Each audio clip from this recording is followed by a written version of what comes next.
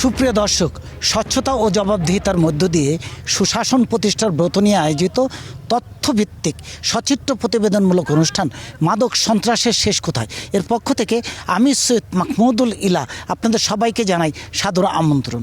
আসুন আমাদের মূল অনুষ্ঠানে।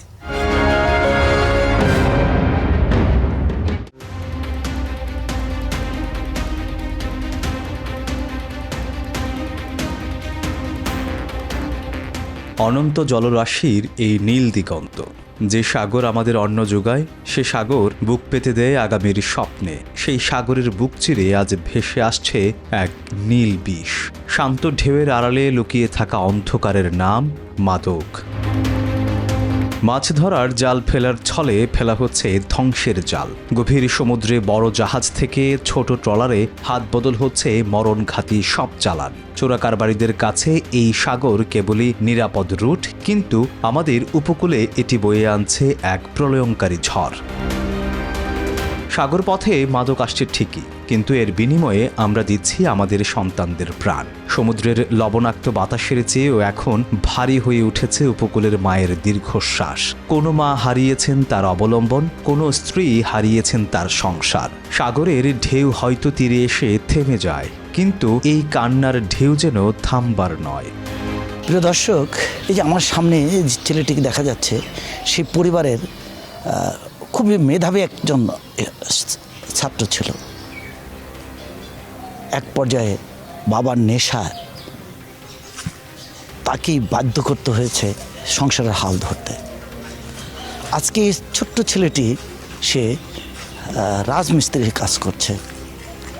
রাজের কাজ করে পরিবার পরিজনকে নিয়ে চলতে হচ্ছে। আমরা সেই বাড়িতেই ঢুকছি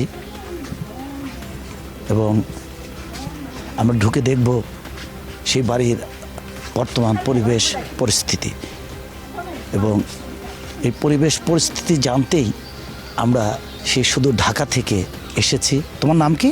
রনক। কিসের কাজ করো তুমি এখন? রাজমিস্ত্রি। লেখাপড়া কোন পর্যন্ত করেছো? ক্লাস 5 পর্যন্ত করছি। লেখাপড়া বন্ধ হলো কেন? বন্ধ হলে পরিবারের হাল ধরার জন্য। মানে কয় ভাই কয় বোন তোমরা? 3 ভাই। তুমি পরিবারের বড় ছেলে। এই যে তোমার কষ্ট হচ্ছে না যে আজকে তুমি লেখাপড়া বাদ দিয়ে, এবং কি কারণে তোমাকে লেখাপড়া বাদ দিতে হলো? কি কারণে? পরিবারের কারণে। আপনার হচ্ছে কি যে বাবা হচ্ছে কি যে পরিবারে দেখাশোনা করে না, ধরেন সে কি কারণ, কি করতো? কাজ করতে করতে কি হলো, কি কারণে পরিবারটা এইভাবে নষ্ট হয়ে গেল? নেশা করে বাপ, বুঝছেন? নেশা করে। সেটা কতদিন যাবৎ করছেন উনি? 12-13 বছর এমনই। প্রিয় দর্শক, আমরা পেয়েছি যিনি এই রনকের মাকে। আমরা সেই মার সাথে একটু কথা বলি। আপনার স্বামী কতদিন যাবৎ মাদকে আসক্ত? 13 বছর হচ্ছে।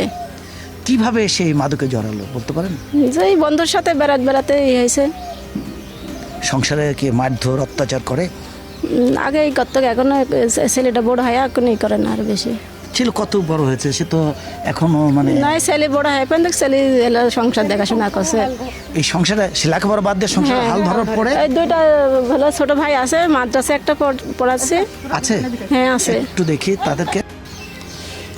প্রিয় দর্শক, এই আরেকটি ভাইকে আপনারা দেখতে পাচ্ছেন, ছোট। এই কি সবার ছোট? আরেকজন দেখি মাদ্রাসায় পড়াচ্ছে। আর আরও একটা ছেলে আপনারা দেখতে পাচ্ছেন, যে এই যে ছেলেটাকে দেখতে পাচ্ছেন, সে হলো গিয়ে মাদ্রাসায় পড়ছে। পিতার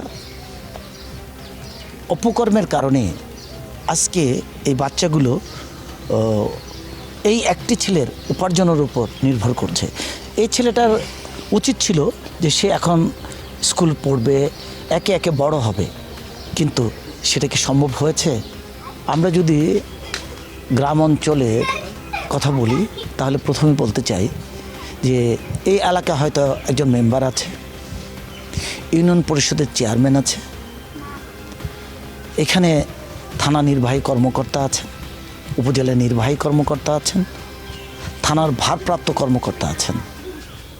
সকলেই কে কী করছে না করছে সে বিষয়ে অবগত আছেন, কিন্তু কখনো কি একটি মুহূর্তের জন্য এই সকল পরিবার খোঁজ খবর নিতে তেনারা এসেছেন, জানতে চেষ্টা করেছেন যে এই সকল পরিবার কিভাবে চলছে? প্রত্যেকের চোখেই কালো চশমা লাগিয়ে তারা রাষ্ট্রের, আপনার আমাদের মতো যারা কর্ম করে খাচ্ছি তাদের অর্থে দেওয়া গাড়িতে করে তেল কিনে ড্রাইভারের বেতন দিয়ে এসি রুমে বসে তারা নিয়মিত কাজ করে যাচ্ছেন। রাষ্ট্রের কাজ কি কাজ করছে আপনারাই বলবেন। প্রশ্ন আপনাদের কাছে রেখে গেলাম। মাদকের বিরুদ্ধে অতন্ত্র প্রহরী হয়ে লড়ছে বাংলাদেশ কোস্ট গার্ড। উত্তাল সমুদ্রের প্রতিকূল ঢেউ উপেক্ষা করে তারা ঝাঁপিয়ে পড়ছে পাচারকারীদের রুখতে। প্রতিটি সফল অভিযানে রক্ষা পাচ্ছে হাজারো পরিবার, বেঁচে যাচ্ছে আগামীর ভবিষ্যৎ। প্রিয় দর্শক, ইতিমধ্যে আমরা জানতে পেরেছি যে আরও একটি নৌকা মিয়ানমার থেকে বাংলাদেশে প্রবেশ করছে, যার প্রেক্ষাপটেই বাংলাদেশ কোস্ট গার্ড সেই নৌকাকে দেখে সেদিকে অগ্রসর হচ্ছে। বর্তমানে পাচারকারীরা জিপিএস ট্র্যাকারযুক্ত ওয়াটারপ্রুফ ড্রাম ব্যবহার করছে। কোস্ট গার্ড ধাওয়া করলে তারা ড্রাম সাগরে ফেলে দেয়, যা পরে সংকেত অনুসরণ করে অন্য গ্রুপ তুলে নেয়। সুন্দরবনের ম্যানগ্রোভ অঞ্চল এবং সেন্ট মার্টিনের চারপাশের প্রবাল দ্বীপের আড়ালে লুকিয়ে থাকা পাচারকারীদের ধরা অত্যন্ত ঝুঁকিপূর্ণ। ইতিমধ্যে আমরা দেখতে পাচ্ছি ওই নৌকাকে ধাওয়া করছে। ইতিমধ্যে নৌকা থেকে একজন লাফিয়ে চলে গেছে, তারপরেও নৌকাকে আটক করার চেষ্টা করতেছেন। এবার সোর্সের দেয়া তথ্য অনুযায়ী টিম মাদক সন্ত্রাসের শেষ কোথায় জানতে পারে বেশ কিছু বস্তা ভর্তি একটি ট্রলার মিয়ানমার সীমান্ত দিয়ে বাংলাদেশে ঢুকছে এবং সেই ট্রলারে করে মাদক আসছে। খবরের সত্যতা নিশ্চিত করে সেই ট্রলারকে চ্যালেঞ্জ করলে সন্দেহভাজন চোরা কারবারিরা লাফিয়ে পড়ে পালাবার চেষ্টা করে। আটক হয় চোরা কারবারির দল এবং উদ্ধার হয় বেশ কিছু অবৈধ মালামাল এবং বিপুল পরিমাণ ইয়াবা। কোস্টগার্ড তাদের জীবনের উপর ঝুঁকি নিয়ে, বলতে গেলে জীবনে বাজিয়ে রেখে, কারণ এই ধরনের মাদক ব্যবসা যারা করে তারা শুধু মাদক ব্যবসাই করে না, তাদের সাথে অবৈধ অস্ত্র থাকে, ধারালো অস্ত্র থাকে, মারণাস্ত্র অস্ত্র থাকে, এবং এই সকল অস্ত্র নিয়ে তারা সবসময় চলাফেরা করে।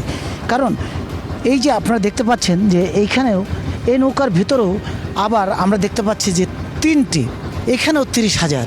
এভাবে প্রতিনিয়তই বৃষ্টিতে ভিজে, রৌদ্রে শুকিয়ে, বজ্রপাতের মতো কঠিন মুহূর্তেও এই নদীর মাঝখানে দাঁড়িয়ে আমাদের কোস্টগার্ড তাদের জীবনের ঝুঁকি নিয়ে এ ধরনের মাদক উদ্ধার করছে, আমাদের আগামী প্রজন্মকে বাঁচিয়ে রাখতে, কোনোভাবেই মাদক যেন প্রবেশ করতে না পারে এই দায়িত্বটি পালন করছে আমাদের কোস্টগার্ড। আমরা আশা করব আগামী দিনগুলোতেও ঠিক একইভাবে, এর চেয়ে তারা ব্যাপকভাবে দায়িত্ব পালন করবেন, এমনটাই প্রত্যাশা করে এদেশের প্রতিটি মানুষ।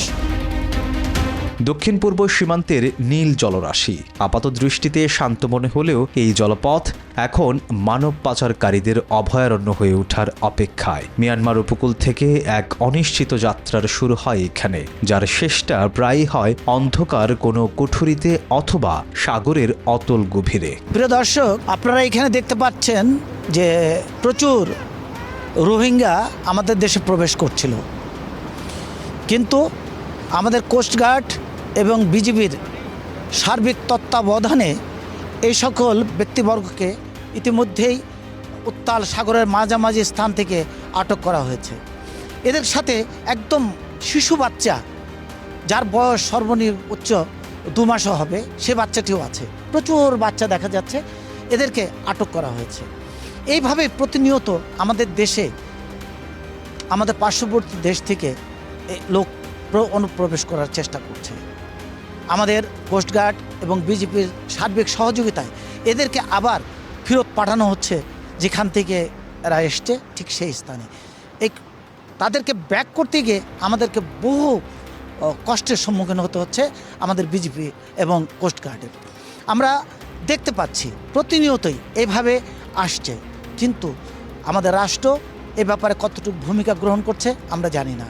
তবে যাদের উপর দায়িত্ব আছে যে এই সকল শিশু বাচ্চা নিয়ে এরা যে কোনো সময় এই নদীতে পড়ে যেতে পারতো বা নদীটা ডুবে যেতে পারতো এবং মৃত্যুবরণ করতে পারতো, কিন্তু সেখান থেকে তাদের জীবন রক্ষা করার দায়িত্ব নিয়ে আমাদের কোস্টগার্ড সেখানে এগিয়ে গিয়ে এদেরকে উদ্ধার করে নিয়ে এসছে।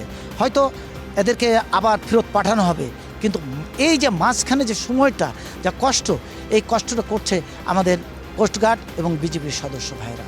আমরা তাদের কাছে চিরকৃতজ্ঞ, দেশবাসী চিরকৃতজ্ঞ, এবং সেই সাথে আমরা আশা করব কোনোভাবেই যেন আর কোনো রোহিঙ্গা আমাদের দেশে প্রবেশ করতে না পারে, আর কোনোভাবেই যেন আমাদের দেশের মানব পাচার না হতে পারে, সে ব্যাপারে আমাদের কোস্টগার্ড এবং বিজেপি সার্বিক ভূমিকা রাখবে, এমনটাই প্রত্যাশা করে এদেশের প্রতিটি মানুষ।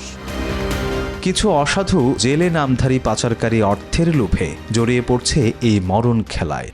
মিয়ানমার থেকে জীবন বাঁচাতে মরিয়া রোহিঙ্গাদের ট্রলারে করে আনা হচ্ছে বাংলাদেশের উপকূলে। মাছের বদলে এই ট্রলারগুলো বহন করছে মানুষের দীর্ঘশ্বাস, কিন্তু চোখ ফাঁকি দেওয়া অসম্ভব। গোয়েন্দা তথ্যের ভিত্তিতে মুহূর্তে গর্জে ওঠে কোস্টগার্ডের শক্তিশালী ইঞ্জিন। উত্তাল সমুদ্রে জীবনের ঝুঁকি নিয়ে শুরু হয় ধাওয়া। শেষ পর্যন্ত ধরা পড়ে পাচারকারী চক্র আর উদ্ধার হয় বিপথগামী মানুষগুলো। কোস্টগার্ডের এই তৎপরতা কেবল সীমান্ত রক্ষা নয়, বরং মানবতার অবমাননা রুখে দেওয়ার এক আপোষহীন লড়াই। প্রিয় দর্শক, দেশে যারা এ ধরনের অবৈধ কাজগুলো করছে তাদের সহযোগী হচ্ছে এই যে আপনারা এখানে যাদেরকে দেখতে পাচ্ছেন, এরা বাঙালি, এরা নৌকার মাঝি, এবং আমরা তাদের সাথে কথা বলি। কি নাম আপনার? জিয়াবুল হক। আপনার বোর্ডের মালিকের নাম কি?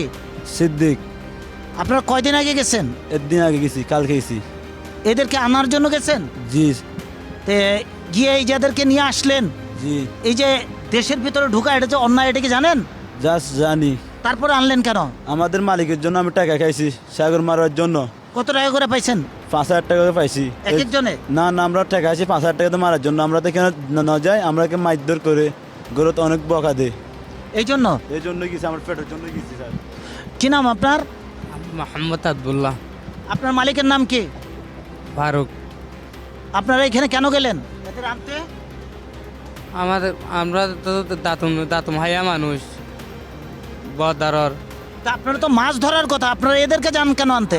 আর যাইতে হইয়ে আনলে গরমাতে দাতুন হাই হইলে দা ভরে আনলে গরমাতে বহা থাওয়া করে। তো কত টাকা করে দেয় আপনাদের ডেলি? ডেলি আমি ইয়ার আগে যাই না, আজকে প্রথম গেছি। আজকে না তো কালকে প্রথম গেছি। গেছেন। হ্যাঁ। তারপরে আমি আজও 1 টাকাও পাই না। এখনো পান নাই টাকা? না, কয় টাকা দিবে বলছে? হই না, সেটা বলে না। তা আপনাদের মোট কত টাকা দিবে তা বলছে? না না, আমরা আর বলে না, আমরা আর বলছে তোমরা 3 থেকে 4,000 টাকা ধর পাইবেন, যাও চলে যাও। প্রতিজন প্রতি 3-4 হাজার টাকা না না, পাবেন। আমাদেরকে একজনকে দিব বলছি। আপনি মাছ মারলে তো তার চেয়ে বেশি পান। এটা বেশি পাই স্যার। তাহলে পরে গেছেন কেন? এখানে বদদারের বিরুদ্ধে গেছি, বদদারের বিরুদ্ধে যাইলে মারধর করে তা আমাদের। আপনার মালিকের বাড়ি কোথায়? হাবিবচরা। আপনার মালিকের বাড়ি কোথায়? আবিষ্কারা। দুজনের বাড়ি হাফিজচরা? হ্যাঁ জি। প্রিয় দর্শক, আমাদের দেশের এই ধরনের কার্যকলাপের সাথে যারা জড়িত তাদের কঠিন থেকে কঠিনতম সাজা হোক, এমনটাই প্রত্যাশা এদেশের প্রতিটি মানুষের।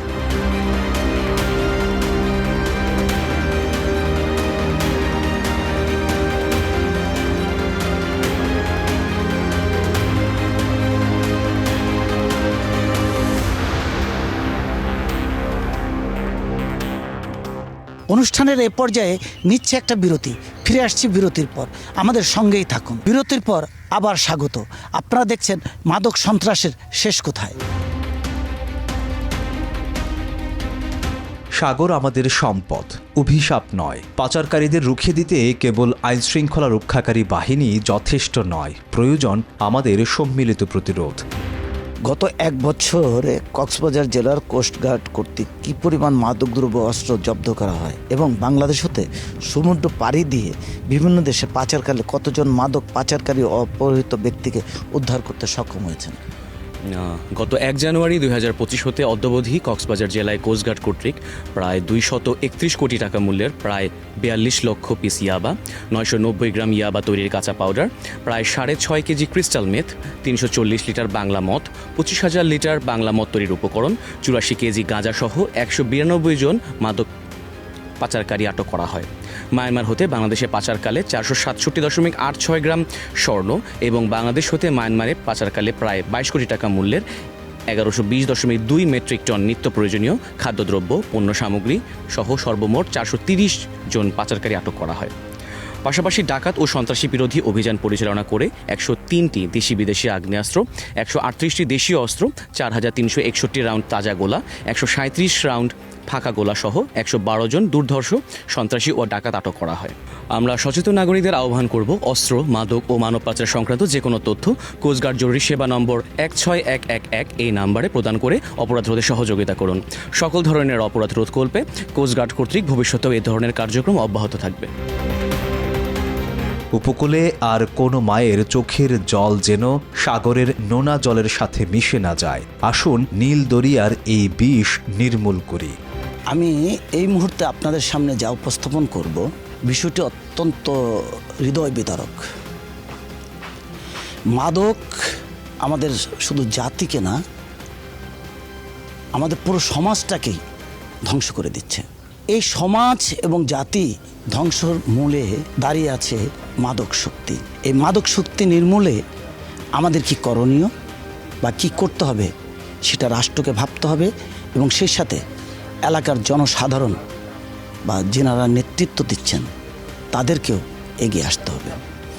আমি আজকে যে স্থানটিতে এসেছি বা এখানে দেখতে পাচ্ছেন যে মাদকে আসক্ত সেও এখানে দাঁড়িয়ে আছে, এখানে তার মা আছেন। এই ছেলেকে 10 বছরের রেখে তার বাবা মারা যায়।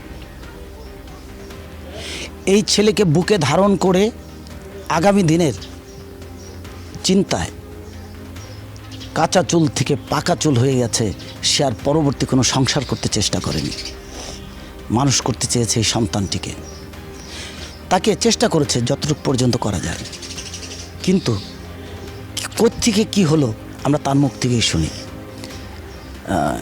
কি নাম আপনার? মোহাম্মদ সুমন। আপনি কিভাবে মাদকে জড়ালেন একটু বলেন তো। এই বন্ধু বান্ধবের সাথে 1-2 টান সিগারেট খাইতে খাইতে তারপরে গাঁজা খাওয়ার পরের থেকে বড়ি খাওয়া, এই পর্যন্তই তো। এখনো খাচ্ছেন? এখন খাচ্ছি বললে খাই, এখনও খাই, মাঝে মধ্যে সময় পাইলেই খাই, টাকা পয়সা ইনকাম করতে পারলেই খাই। যখন টাকা পয়সা থাকে না তখন খাই না, যখন টাকা পয়সা থাকে তখন খাই। আপনি বিয়ে করেছেন? জি করেছি। বাচ্চা কাচ্চা আছে? জি আছে। আমার পরিবার প্রিয় দর্শক, আমরা কথা বলছি সেই অভাগী মার সাথে, যিনি গর্ভধারণ করেছেন, 10 মাস 10 দিন পেটে রেখেছেন। আমরা সেই মায়ের সাথে কথা বলি। আপনার সন্তান কতদিন যাবৎ মাদকে আসক্ত? তাও তো আজ মেলা দিন, আমারও তো মারেনি। পয়সা ইনকাম করে ঠিক মতো দেয় না, খাবার দেয় না, যে টাকা পয়সা চালি, কয় কি কাম করি নাই, এই সব করে। এটা মিয়ার বয়স এই 13তে, ওর যে মিয়ার বয়স এই 13, যে এই 14 পরে মিয়াটা, আর সবালটা হচ্ছে এই 5 বছর, যে 6 বছর চলছে। আর ও যা কাম কাজ করে ওর মতন ওই খায়। আমার ক্ষতি আর বাড়িটা আজ 12 দিন চল।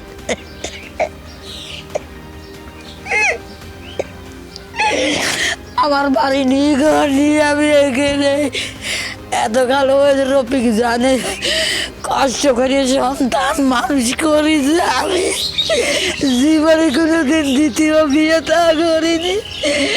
আমার জীবন এখন ঝোলা আর ভিক্ষে করে আনি। আমার জীবন, আমি এই জীবন আর বাঁচতে চাইনি। সন্তান ছিল, কত কষ্ট করে মানুষ করছে, আমি কামাই খাবো, সে জীবন তো আর নাই। একটি মায়ের আত্মচিৎকার মানেই আমরা বলে থাকি মা মাটি দেশ আমাদের এই সুন্দর বাংলাদেশ। মায়ের চিৎকার মানেই এই দেশের প্রতিটি মায়ের আত্মনাদ। প্রশাসনে যারা আছেন এদেরকে সহযোগিতা করতে এগিয়ে আসুন। আর এই যে ছেলেটি যে মাদকে আসক্ত, তার নিরাময়ের জন্য চিকিৎসার প্রয়োজন। যারা আজকে ভালো হতে চাচ্ছে তাদের আমরা নিরাময় কেন্দ্রে নিয়ে গিয়ে তাদের চিকিৎসা সেবা দিয়ে ভালো করে আবার এই ক্রন্দনরত মায়ের পাশে এনে তুলে দেয় এবং সে তার সন্তানকে নিয়ে বুকে করে নিয়ে আর সে সন্তান রোজগার করে তার স্ত্রী সন্তান মাকে নিয়ে সুন্দরভাবে সংসার করুক, এমনটাই প্রত্যাশা আমাদের সকলের। এই ছিল আমাদের আজকের আয়োজনে। মাদক সন্ত্রাস প্রতিরোধের সবশেষ খবর এবং তার পেছনের খবর জানতে প্রতি সপ্তাহের এই দিনে চোখ রাখুন নিউজ 24-এ।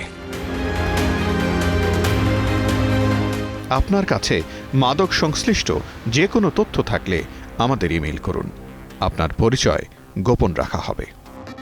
প্রিয় দর্শক, আজকে যে বিষয়গুলো আপনাদের সামনে উপস্থাপন করা হলো, বিষয়গুলো বাংলাদেশ কোস্টগার্ড, নদীমাতৃক আমাদের এই দেশ, এ দেশের নদী দিয়ে বা নদী পথে প্রতিনিয়ত আসছে মাদক, হচ্ছে মানব পাচার, হচ্ছে বিভিন্ন ধরনের প্রসাধনী সামগ্রী পাচার। কিন্তু আমাদের বাংলাদেশ কোস্টগার্ড প্রতিনিয়ত সেই সকল পণ্য আটক করছে বা আইনের আওতায় আনছে।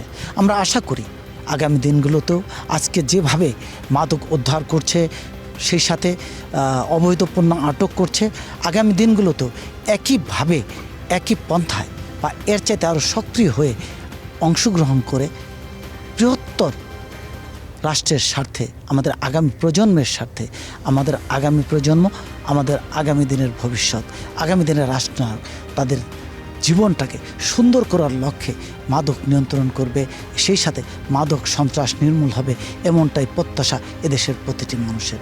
আমাদের আগামী অনুষ্ঠান দেখার আমন্ত্রণ জানিয়ে শেষ করছি। খোদা হাফেজ।